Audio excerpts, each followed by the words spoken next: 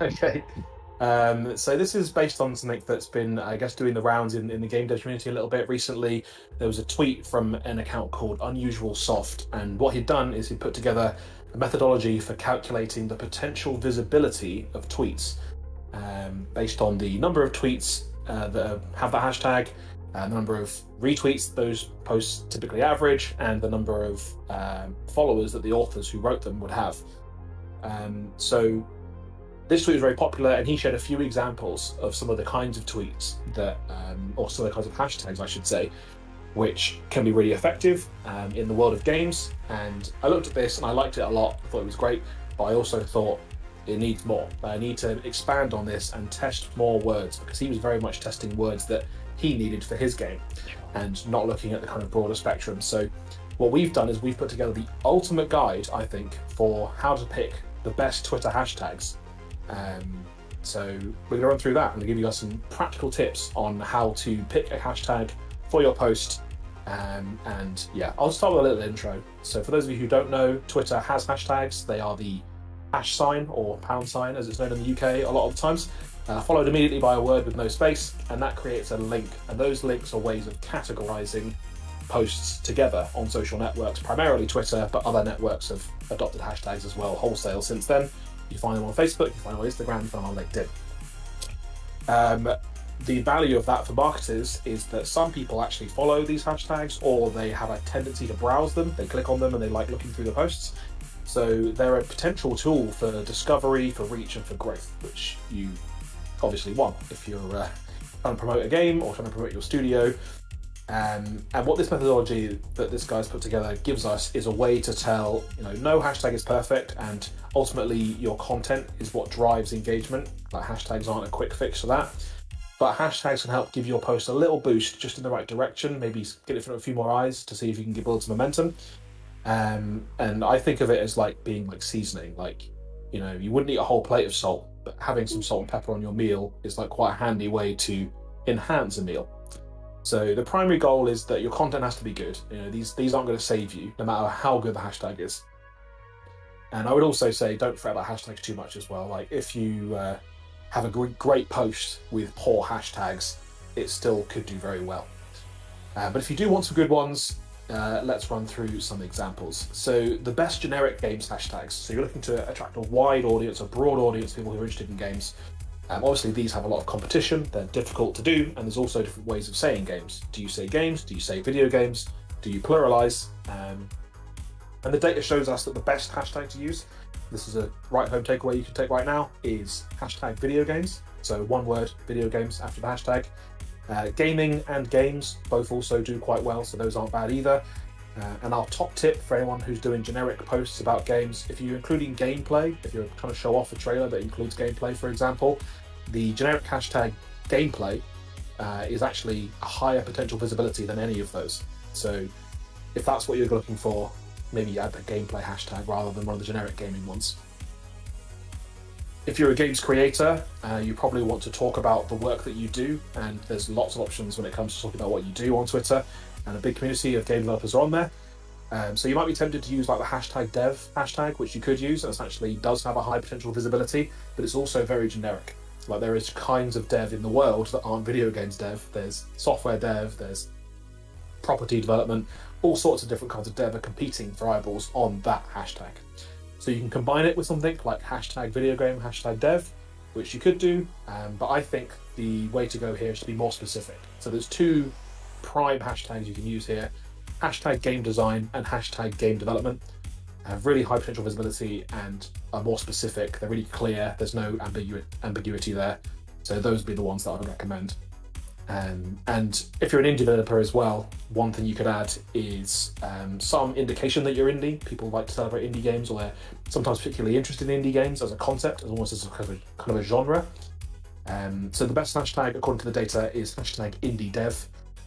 And the others aren't that bad, but that's the one you should go for if you're looking for one hashtag to sum up your indie credibility. Does that make sense so far, Ben? Am I making sense to you? It does make sense. I think that's handy. A question I have at this point, obviously on Twitter, you are limited by characters. If you have quite a lot of room left if you've got like not a very long body of a post, like maybe it's a video or something like that, so you don't need to put too many words in. Is there any negative impact of maybe like hashtag stuffing? Like if you see a post with like 10 hashtags, is that too many, or is it not going to be a problem? And actually, that's the right thing to do because you can potentially get eyes from anyone who's following any of those hashtags. Yes. So opinions vary. I mean, our advice would be that the more hashtags obviously have greater discoverability, people will see them. But the downside and the danger is that excessive hashtagging, or especially hashtagging which doesn't really match the content of the post, those are both things that we know lower user engagement.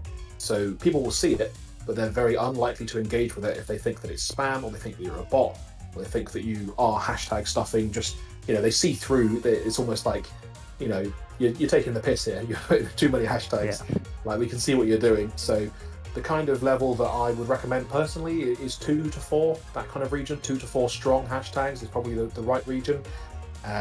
But I mean, it's very possible that your game just needs more to sign up, and there's lots of high-performing hashtags. So you can flex around that, but that's the kind of general rule. Speaking of lots of hashtags, one of the hashtags or several hashtags you might be tempted to include would be platforms. And this is potentially lucrative. So a lot of platform fans, if you're a PlayStation fan or an Xbox fan, you might browse the hashtag and be engaged with the community for these platforms. And if you're releasing a game on several platforms, you're probably going to include that information in the tweet anyway, because you want people to know that. But I looked into what the kind of best practice was around platforms and mentioning them. And the interesting takeaway here is that it's always better to be more specific. So I've got some examples. Instead of PlayStation, hashtag PlayStation, you should use hashtag PS5, for example. Instead of hashtag Xbox, you should use hashtag Xbox Series X. Instead of hashtag Switch, you should use hashtag Nintendo Switch. And if you're looking for visibility of your mobile game, the hashtag mobile is just full of loads of nonsense that you're never going to compete with. You're much better off going for hashtag mobile game if you have a game that's coming out on the mobile platform. A few of the stores and kind of other platforms are worth mentioning. I mean, these aren't like super high performers, but if they're relevant, they might be worthwhile. Hashtag Steam, hashtag Stadia, hashtag Game Pass, even hashtag GOG for good old games. All of those have kind of moderate performance, and you could consider those if you were looking to advertise specific storefronts and make people think, oh, I love Game Pass, what else is on there? Click the hashtag, see people talking about what's on there at the minute. So lots of things there around the platform to think about. And I guess that kind of gets us into one of the hardest things to do, which is maybe to just describe your game and talk about the style or the genre. And it's difficult to come up with an elevator pitch for a game, like a succinct, tweet-sized, a bit of text that sells your game and everything that it encompasses, because you feel like your game is this perfect baby. It's this thing that encompasses all these systems and worlds and dreams and desires. But there are a lot of hashtags that you can use to describe your game, both in terms of genre and in terms of the kind of style. So if your game is retro, for example, you might include a hashtag retro. But having looked through the hashtags, I've got a few to pick out here just because I think they're particularly interesting. So if your game fits into one of these categories, you should consider using these hashtags. Hashtag side scroller is good if you have a side scrolling game. Hashtag adventure game, surprisingly good. Hashtag racing game. Hashtag retro FPS seems to be big at the minute. People are into the idea of playing things like Doom or things that are inspired by that kind of retro methodology.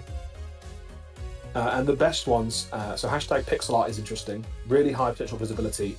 There is some non-game stuff on there because it's static art sometimes. But we know that, especially in the indie community, that kind of pixel art style is very popular, it's very in vogue.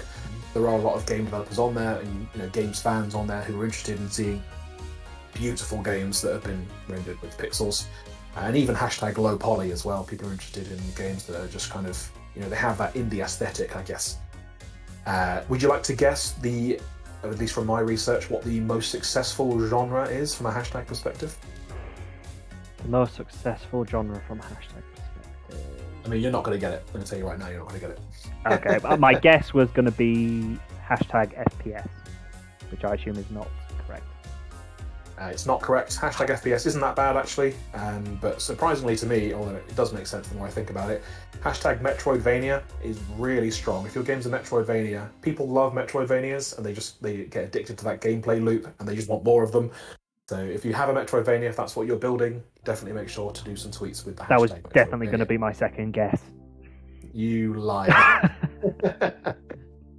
We're going to be putting a bunch of these up on the blog as a full written textual guide that you can reference at any point. And then we've got more stuff in there, like about game engines, like do you talk about Unity or Unreal, like those sorts of things.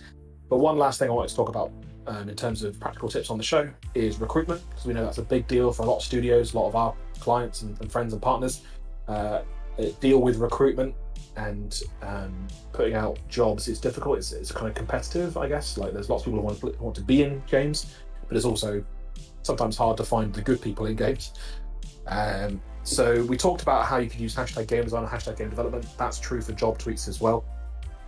But having done the research, the best hashtag for recruitment tweets is hashtag game dev jobs. There's a few tweets or a few hashtags out there for game dev jobs, but that's the one that gives you the best visibility, at least at the minute. And we'll see how things change in the future. I think the important thing, and I know that you would be a big proponent of this as a concept, as a plan, is that no matter what you decide to do, the best thing to do is just to start doing it and to experiment and to track all of this with analytics. And Twitter does have analytics. All the platforms have their own version of analytics in some form. So definitely get out there if you're interested. Start using some of these ones based on our guide and see what works for you.